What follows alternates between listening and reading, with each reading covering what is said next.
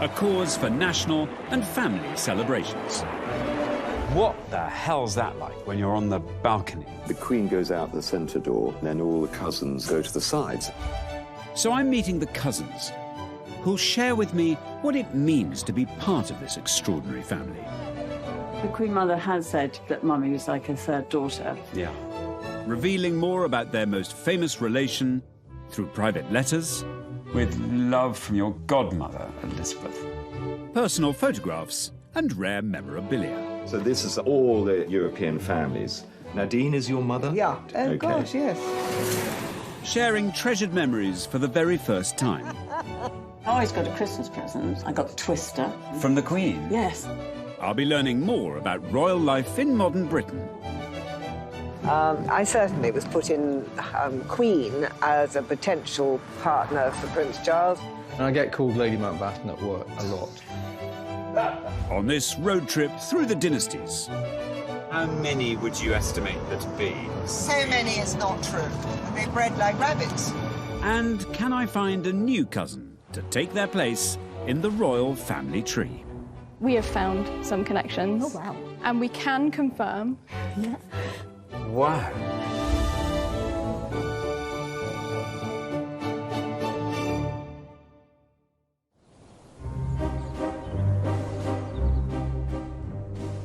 Not again.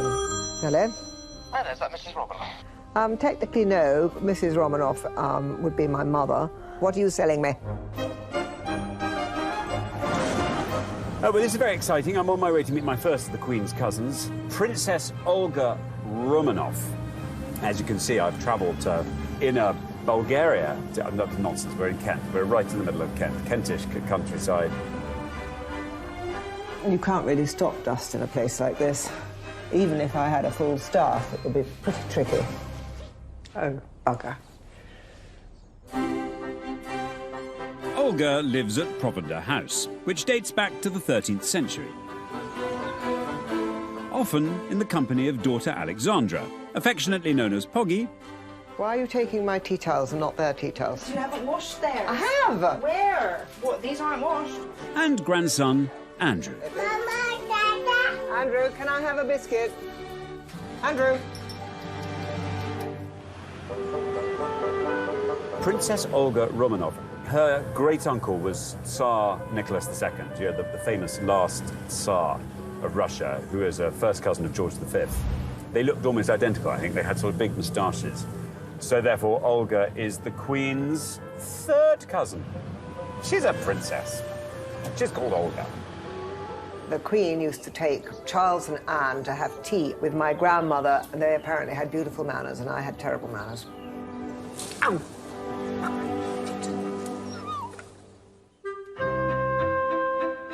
With no family riches to fall back on, this 30-room house has to pay its way. So Olga and her daughter now run one wing as a holiday let. What are you doing? I'm just putting that underneath. No, because I need to hoover. So sorry, darling. Now I have to lift up the rug. That's why I never help my daughter, because she won't let me in. Ever. And she says I'm She's causing bad, more issue. useless. So it's her baby, and I keep out the way. She does the washing. Which I always said I would never, ever do other people's dirty washing, ever. Luckily, now that this is up and running, this should bring in an income towards the 50-odd grand a year to keep the place. Mum, we got a crackle. Is the heating actually on? Yes. I can't. Okay. I've turned the radiators down to 2. I'm literally boiling. Olga is reputed to be forced to be reckoned with. So that's fun. I like forces to be reckoned with. I'm also hoping that she'll be something of a travelling companion for me as I explore my way through the world of the Queen's cousins. Provender House, there we are. Look at this amazing sign. Did he say what time services are?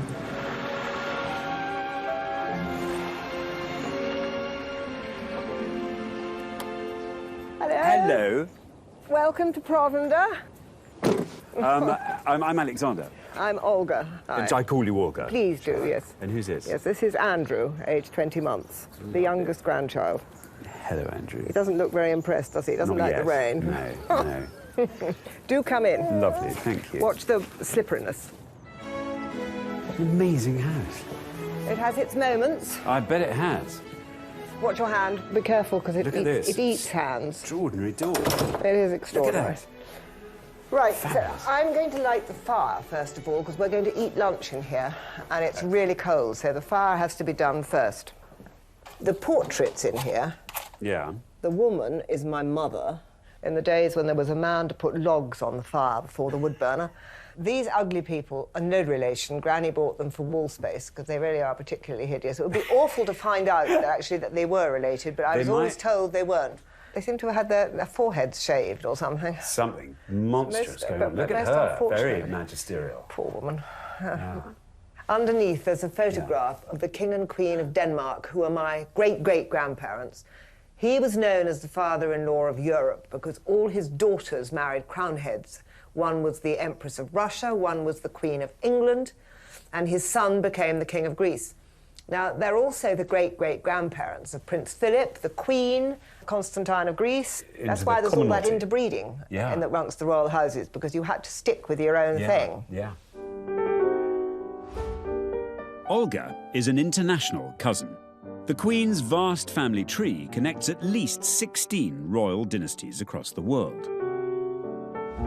Olga's grandmother, Ksenia Romanov, was first cousin of the Queen's grandfather, George V. I live in the attic, which was 2 servants' rooms knocked into one. Yeah. Watch the step, please. Oh, yes. In 1918, Olga's great-uncle, Nicholas II, his wife and their 5 children were all murdered by communist revolutionaries. This massacre of the Russian royal family sent shockwaves around the world. George V sent a ship to the Crimea to rescue his surviving relations. Olga's grandmother and her family were among the lucky few who made it to Britain. These trunks, this one was Ksenia's, Grand Duchess Ksenia, my grandmother. This was Maria Dagmar's, my great-grandmother's. They came out on HMS Marlborough when they were rescued. So these were packed in They were packed great by haste. servants. They Oh, also right. left the other packing cases and things on the beach, because my great-grandmother, as she was standing in the bows of the ship, said, "What are those?" And the servants had been so frightened that they left all the silver and stuff on the beach. It's a bit like sort of getting furniture out of a burning house. That's it, isn't yes, it? but what you rescue first. Yeah. This is the library that has to be the coldest room in the house in winter. It's just unbelievable. Now, there's a photograph of Queen Mary that signs herself Aunt May. She had kind of upmarket kleptomania, because she'd go stay in somebody's house. She'd be sitting on one of a dozen Sheraton chairs, and she'd say, "Oh, I do like this chair," and you'd be obliged to give her all 12. All 12? Well, you had to give her the whole lot, not just Can't one just chair. have one. No, you had to give the lot.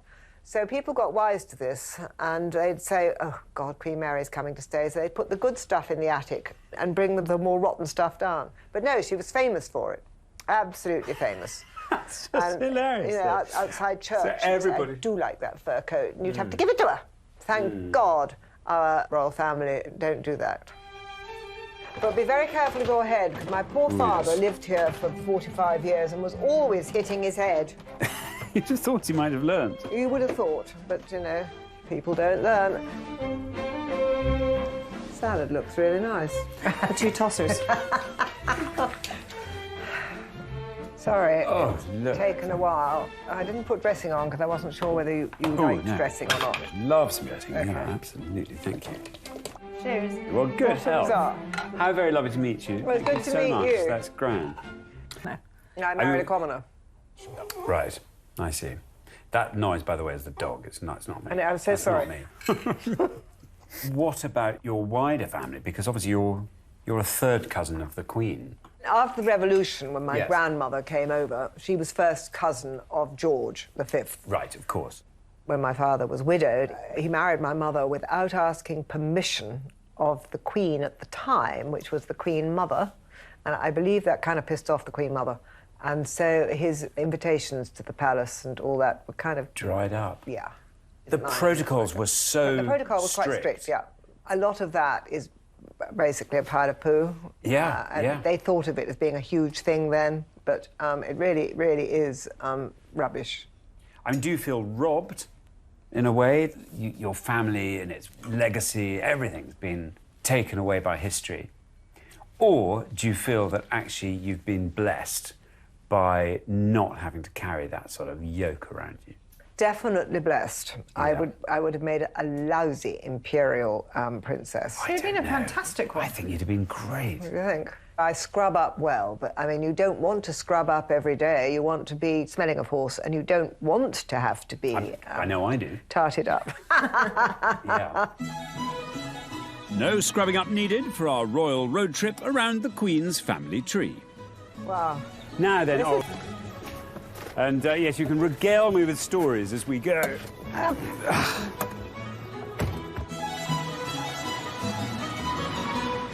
you think there's a chance that it's warm from? Oh, what a good point. Or perhaps Yes, it is. getting warm. It's freezing. My ass is blue again. No, I'm not surprised. Yes, exactly. Our first stop will be in Devon to meet a homegrown cousin, a relation of the Queen's father, King George VI, Lord Ivor Mountbatten.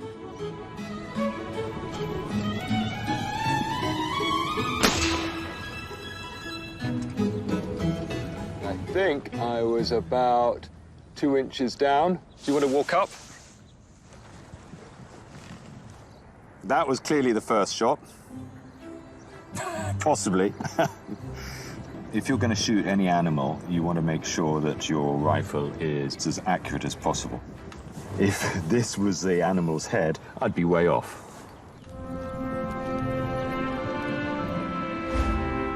Ivor Mountbatten is a cousin on the Queen's paternal side.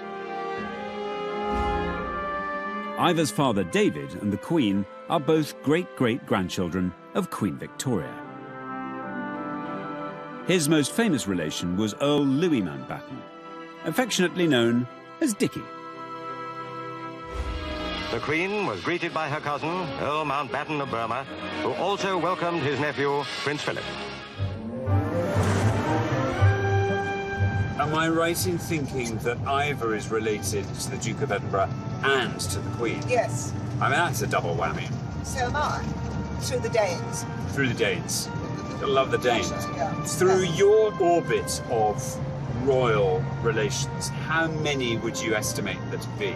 The second or third cousin. Second or third cousins of the so Queen? Many is not true. They're bred like rabbits. Ivor Mountbatten grew up at the family home of Moynes in Essex, a rambling 400-acre Elizabethan estate. It was like Downton.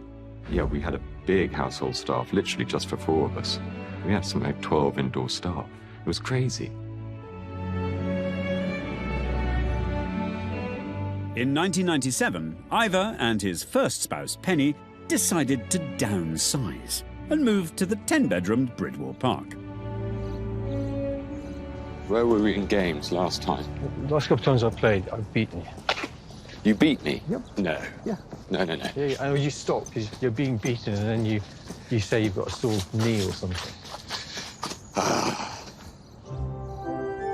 Ivor now shares Bridwell with his husband, James. No. Ooh, didn't touch the line, didn't it? Didn't. When they married here in 2018, they became the first openly gay couple in royal history. Yes! We met in Verbier in Switzerland. And so we sort of chatted for a few minutes, and he's quite intense. And he said, well, maybe we'll have a beer later.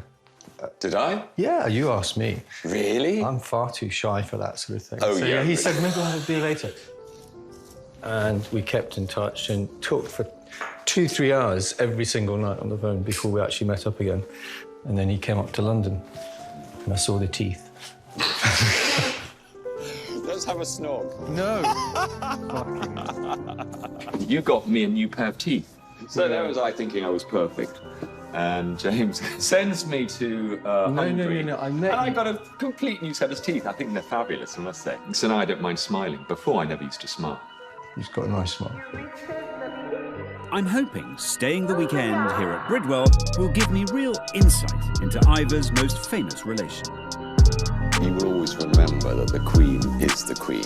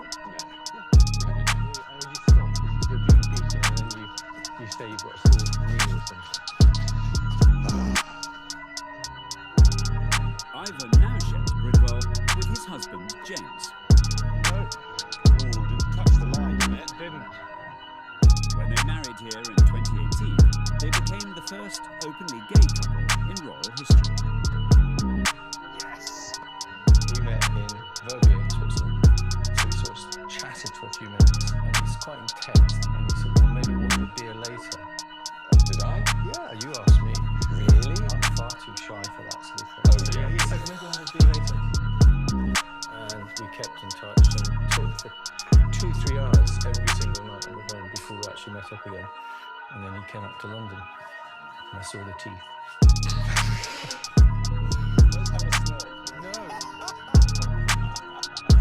You got me a new pair of teeth. So that was, I think, you know, perfect. James sends me to... I got a complete new set of teeth. I think they're fabulous, I must say. So now I don't mind smiling. Before, I never used to smile. He's got a nice smile. I'm hoping staying the weekend here at Bridwell will give me real insight into Ivor's most famous relation. You will always remember that the Queen is the Queen.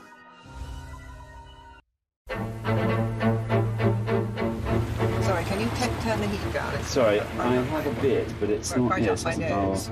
Yeah. Seems to be back to front. Right. Okay, let's... I'm on a road trip, meeting the Queen's family to find out more about her in this, her 95th year. I think we're not far away. Russian Princess Olga Romanov and I are heading to Bridwell Park in Devon to meet a cousin on the Queen's father's side of the royal family tree. Look, there it is. Wow. Lord Ivor Mountbatten.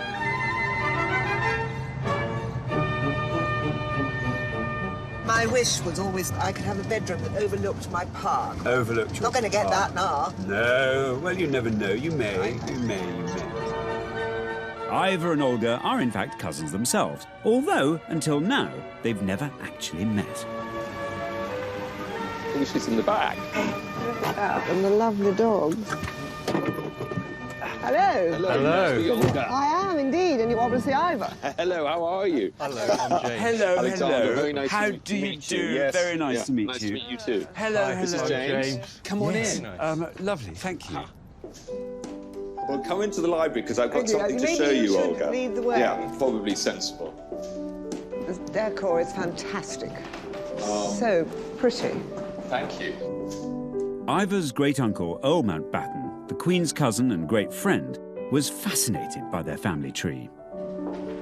What I wanted to show you, Olga, Earl Mountbatten, my great-uncle, in 1947 when he was working on partition in India, he was working on these relationship tables. So this is all the European families, and I think 175, is where you appear. Nadine is your mother? Yeah. Right, Oh, okay. gosh, yes. That's my father's writing. He allocated numbers, I believe, to everybody. So that's the succinct answer to exactly what I was asking you in the car, isn't Absolutely, it? So basically, yes. all you actually just throw me that volume, and I just... Well, that is It obviously homework for tonight when you get into bed. Yeah, good. No, I'll do that.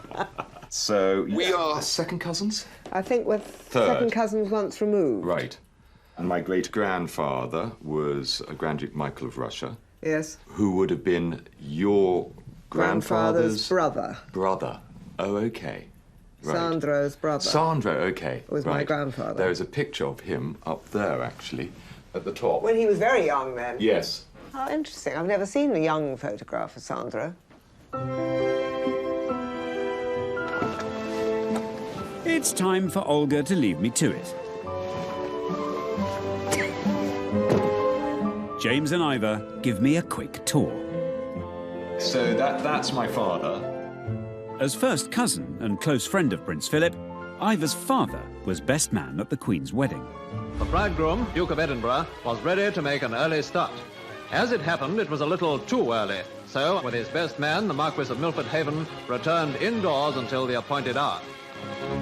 And he was best man. Right. Yeah, and he's just about the most dashing person. And here's a picture of him there. There he is. Yeah. And you know the story of her bouquet? Yes, I do. It disappeared. Never found. Nobody ever knew what happened to it. Yeah. Actually, it's interesting. You never really noticed that. Yeah. But normally a bride would always be holding a I think they recalled everyone. They did. I do more photographs after. I think the florist was dispatched. Yeah. I don't know. Extraordinary. I should imagine the name Mountbatten carries more weight, actually, than any title. It's better known than, even than Windsor. Well, it does, and as example of my brother, who's the Marquis of Milford Haven. Yeah, but, none give the monkeys. Exactly. Yeah, carry on. But James, this is the big question. So what title do you get? I don't. Well, I mean, this is an issue. I mean, if you wanted to stamp your feet, you presumably could. Do you know that James can't take my surname without changing it by deed poll? I mean, I get called Lady Mountbatten at work a lot, and I get curtsies and all sorts, and it's just... sometimes you're in the mood for it, and sometimes you're having a rotten morning, and somebody flies out the door and dips into a curtsy, and you just want to be... Right. Up until the late 90s, Ivor had a full-time staff. But these days, Queen's cousins have got to get their hands dirty. We've got some jobs to do. Good. Tell me what You're to going do. to follow us in the buggy. Ivor and James run a wedding business, a cafe, and do most of the estate's maintenance work themselves. Is that deer poo? Yes, that is dear. That is deer poo. Yeah.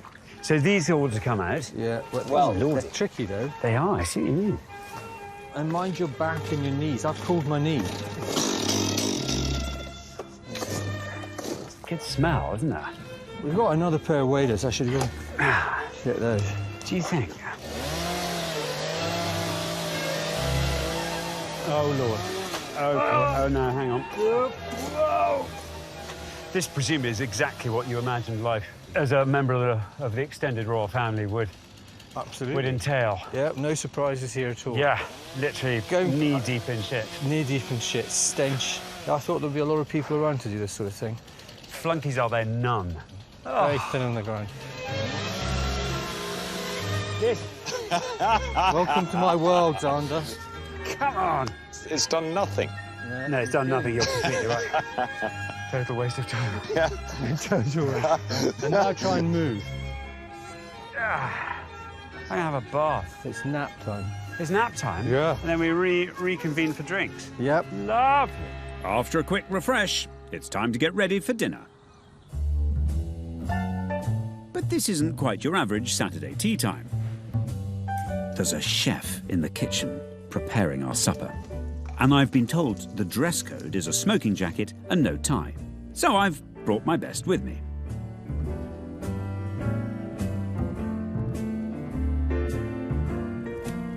Cheers, guys. Lovely to be here. I have spotted, there's a photograph over there of the palace. You're so good at being hospitable and lovely that I, for a moment, forget that I'm in the company of royalty. Oh, rubbish. And then I'd spy a little photograph like that and go, oh, Lord, yes, I remember now. I remember why I'm here. What the hell's that like when you're on the balcony there? I mean, that's quite a thing, isn't Well, that was me in 1967. So the invitation came, saying, please, will you come for... It was always by Queen Elizabeth, the Queen Mother, because as a senior lady, she was in charge of the Queen's birthday parade. Which is Trooping the Colour. Which is Trooping the Colour, exactly. And now the Duchess of Cornwall is a senior lady, so she's in charge. And, of course, you know, the family's really got very large, so we don't go anymore. Are you told where you're going to stand? No. But, I mean, you know, the Queen goes out the centre door with the immediate family, and then all the cousins and the more distant cousins would all go to the sides, and it was just a matter of course. So there's not like the little sort of footmarks saying you will No, be here. no, not at all. Right, I see. But, of course, you know, the children would all just scamper out, and you'd always have the fly past. All the kids wanted to look at that and get in the best positions. So they were sort of barging through to the front. Yeah. That's, you know, that was the best kids, isn't it? James, what's it like for you joining this wider royal family and then joining Ivor's family? Obviously, I'm not a dad, but now I'm a stepfather. Having them in my life has just been amazing. James never really wanted to get married, and I pushed him only because I wanted to validate him and give him a position, because it couldn't have been easy being Ivor Mountbatten's boyfriend. So you think that means that you're on equal terms, doesn't it? And also, this is a bold and brave new step for the extended royal family. I mean, you're the first same-sex marriage in the royal family, I think, aren't you? In any royal dynasty, really? absolutely. Really? I've made history. That's brilliant. You've made history. Oh, I know. There we go. It's a new room. Alexander, over there. Am I being interviewed? Although no official statement was made on this historic moment, Ivor and James's nuptials had the full blessing of the whole royal family. So this is a cauliflower soup served with parmesan beignet, roasted scallop, lemon thyme oil. Wow. That sounds fab. Oh, absolutely delicious. When you are together as a family and when you've come in from the balcony, is it like a normal family? Yes, is it all absolutely. And that's what everybody seems to forget. We all have our ups and downs. Of course. Everybody has their own internal arguments, and it's the same anywhere. But the formality has dropped. Yeah, oh yeah, absolutely. But of course, you will always remember that the Queen is the Queen. The Queen is the Queen. What's the protocol with the Queen? What do you call the Queen? Ma'am. Ma'am. You would say Your Majesty to begin with, and then always ma'am. That's just normal. Yeah. It's like when we went to school, we would always call the headmaster Sir. Sir, of course. Absolutely. You wouldn't think anything of it. It was just Sir. Yeah. Do you go up to Balmoral? Do you go to... once, you know, Prince Edward we were all at school together at Gordonstown. Gordonstown is the royal choice, the school in northeastern Scotland to which the Duke of Edinburgh went himself. Prince Charles is said to have enjoyed every minute of his time there and has grown into early adolescence as fine a boy as his parents could have wished. And actually, I have to say, I loved it. Did you? It was really great fun. Oh, yeah, good. It was really good fun. But, you know, schooling has so changed over the years. I wouldn't send my children to the north of Scotland.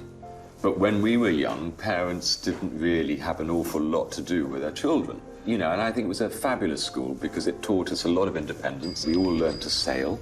We'd go off all around the north coast of Scotland, learning to, you know, get on in close confinement. I loved it, really loved it. Well, I've thoroughly enjoyed this somewhat unique evening. But I'm itching to get back on the road with Olga, as I'm hoping she might spill the beans about her history with Prince Charles. God, I would say virginal.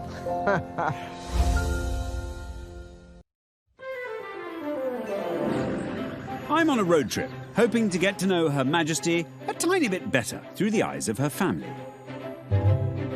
So far, I've met a cousin on the Queen's father's side of the royal family tree. Muggling shite. My language gets worse and worse as we move. And of course, an international cousin, my travelling companion, Russian Princess Olga Romanov. Oh, bugger. Now what am I going to do?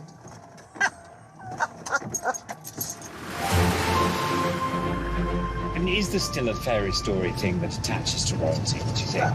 Yes and no. It all depends how many times they tell you about their problems on television, which I'm afraid I'm not very keen on. Yes, your view on the Sussexes, for example. Not great. I mean, the Queen's never sat there and said about anything that makes her miserable, has she? She's always got on with it. She gets on. The most she ever did was that Annus Horribilis. What was it? She said Horribilis, yes. Which I thought was wonderful. I think a bit of mystique and all that is a very good thing. Oh, now we're driving round and round the green. Yeah, there we go. Shit fuck. Sorry. Don't you? Dear. No, it's all right. It's a thing. Lovely thing. Just time for one last cuppa with Olga before I leave her to meet my next Queen's cousin. Beautifully driven, by the way. Thank you. Thank you. Weren't you being lined up as potential partner for Prince Charles? I certainly was put in Queen as a potential partner for Prince Charles. They did articles on the 5 foreign princesses that possibly could marry. OK, when they were putting that list together, what do you think of the things they were looking for? A title, foreign, breeding, yeah, and possibly, because I was 17 and they were all quite young, virginity was good. Do you think that was discussed around the office? What do you think, Princess Olga? Yeah, go on, let's give her the benefit of the doubt. Definitely. Down she goes. God, I would say virginal. So that sort of ticked the boxes. Yeah. You don't suppose someone in the palace reads these articles and puts them in an envelope and puts them under Prince Charles's door? Not quite. I'm in Norfolk to meet a cousin on the Queen Mother's side of the family, a Bowes lion. Around the corner there are some nuts, all in pots. Who also happens to be the closest of the Queen's cousins I'll be meeting. Anything else for you? That's everything, thank you. Victoria Pryor is the great-niece of the Queen Mother. Her mother, Margaret Rhodes, was the Queen's first cousin and closest companion. Which makes Victoria the Queen's first cousin once removed. She's also the Queen's goddaughter. I don't suppose anyone here in Clyde knows that the person who's serving them their delicious, fresh baked cakes over the counter is the Queen's goddaughter and indeed first cousin. But I imagine that's probably how Victoria likes it to be. Can I get an Eccles cake, please? Yeah. Thank you. I think what will be interesting when meeting Victoria is she's a Bowes lion, so therefore she comes from the family side of the Queen. She's not from the formal side, the royal side. And I think that's going to be fascinating.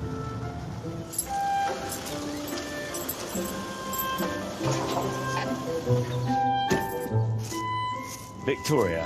Ah, hello. Hi. Nice How to lovely. Look at this. I know, it's amazing, isn't it? Come in, How come exciting, thank you. Oh, So this look is at picnic this. fare. This is heaven. Great hunks of cake.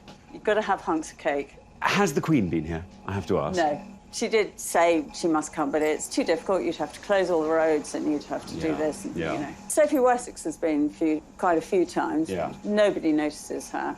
She just comes dressed in looking down. like she's just one of the yummy mummies. I suppose a lot of people would imagine that if you're a cousin of the Queen's, you therefore wear a tiara all the time and of course. Forever, you know, followed by footmen and travel anywhere in a coach. But in fact, you're working 6 days a week, supplying food to the people of Clyde. I mean, that's... We're all just perfectly ordinary people. The Queen Mother and my granny were very close, and the Queen Mother was unbelievably fond of Mummy and her siblings. So she spent so much of her childhood playing with the princesses. And they were almost like sisters, really. I mean, Mummy really, really loved the Queen Mother. Yeah. And the Queen Mother has, in the past, sort of said, you know, that Mummy was like her third daughter. Yeah. Victoria's mother, Margaret, was the Queen's best friend and closest companion. From childhood holidays right up to Margaret being the Queen's bridesmaid, the two women shared their whole lives together. Thank you very much. That's so kind. Sandringham isn't that far away from here, is it? Mummy never stayed with us. She always stayed at Sandringham. Really? It's so much more comfortable, darling.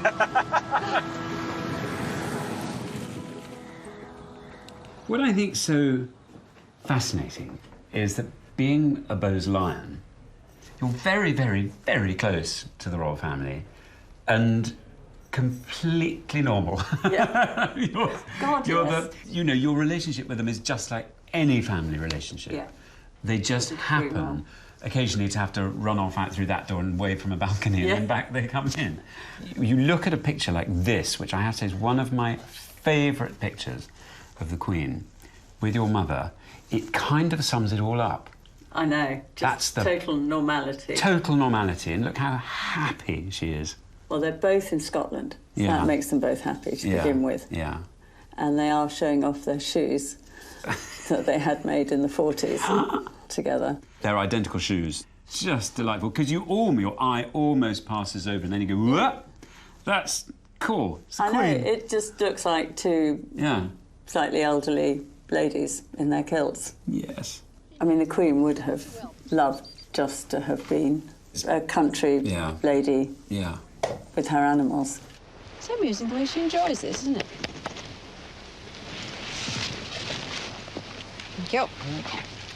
You know her, though. Yes. From a very tender side to her, that obviously is not the public side. No. I mean, for example, what do you call her? Oh, Ma'am.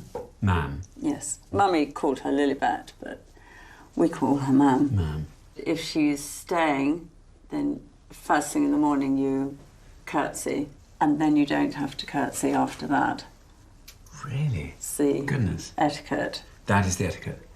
Look. And that's just both of them looking heavenly. That's just lovely. It is really nice, isn't it? Putting the world to rights. Yeah. Oh.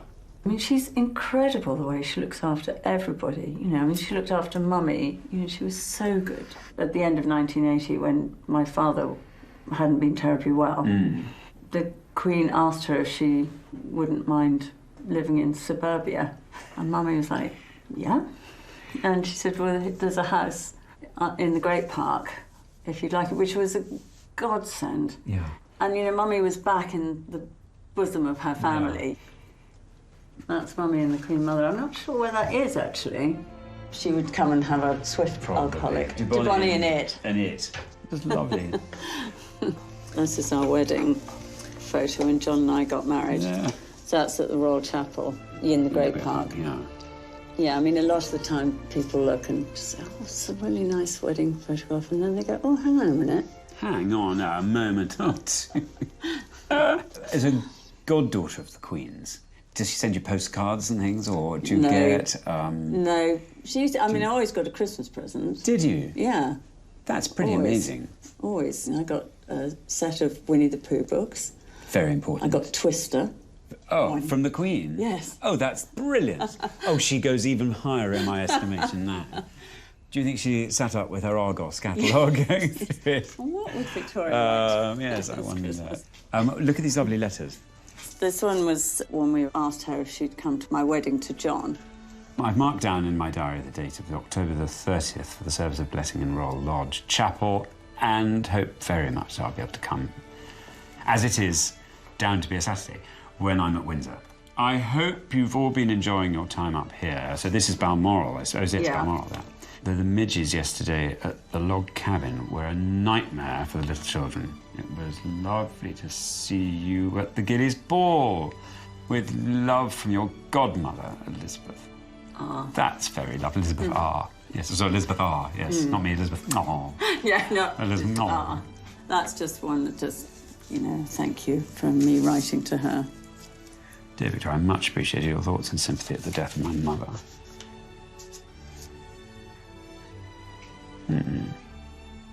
We must all be thankful for the encouragement and pleasure she gave so many during her long life. Isn't that lovely? Because Mummy and the Queen were, you know, at her bedside when she died. To have been through the good and bad, you know, all those incredible bonds they must have shared. And it's this bond that makes Victoria the closest Queen's cousin I'm meeting on this journey. But are there others out there who don't yet know they can count this woman as their cousin? No.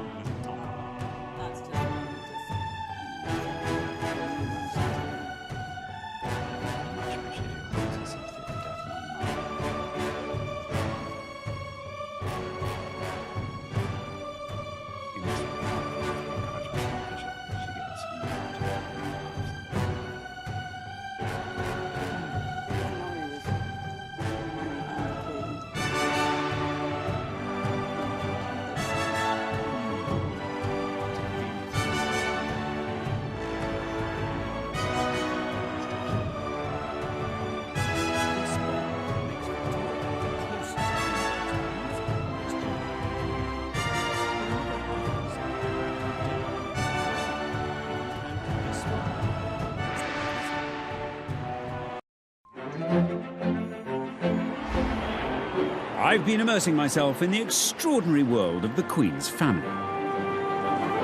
These first pictures were to capture the imagination of the world.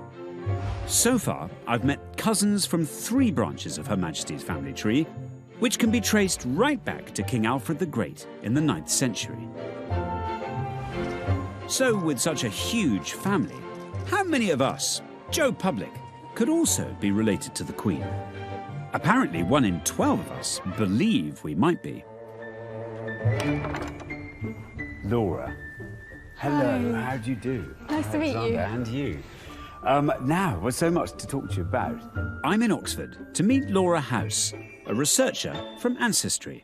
So if you're wanting to find out about your own ancestry, let's say you had, I don't know, maybe there's a rumour flying around, old Auntie Molly used to say that we're all descended from good Queen Bess. How often do you find those are rooted in truth? More often than not, they are not true. Oh, really? I was about to nod sagely. I thought you were going to say, yeah, more often than not, they're true. And I was going, yes, I thought that. Oh, not true. Often really? Things will get passed down and it starts with a grain of truth. And then from one generation to the next, it gets exaggerated a little bit and then a little bit more until it becomes a completely different story. However, now and again, you do find that there is some truth in the story, and that's always really exciting. Oh, and believe me, it's a pretty big moment when you find out that you're related to royalty. And we can go back all the way here to William the Conqueror. However distant. This is absurd. You can see down here, this is the King Ethelred, and all up there, that's the Dunbar family. Retired engineer Cathy Cormack lives in Tadworth in Surrey. We just grew up with this family history all around us. We all knew we'd been descended from King Ethelred. It was well known in the family. Which would make her an extremely distant cousin of our Queen. I guess everybody wants to be related to royalty, and so is it true or isn't it true? And how can I prove it one way or the other and sort of sort it out for the family? This one is Jemima, my great-great-grandmother. Cathy's grandfather James believed his grandmother Jemima was the illegitimate child of Elizabeth Nicol and one Sir George Dunbar, a Scottish nobleman and rumoured descendant of King Ethelred.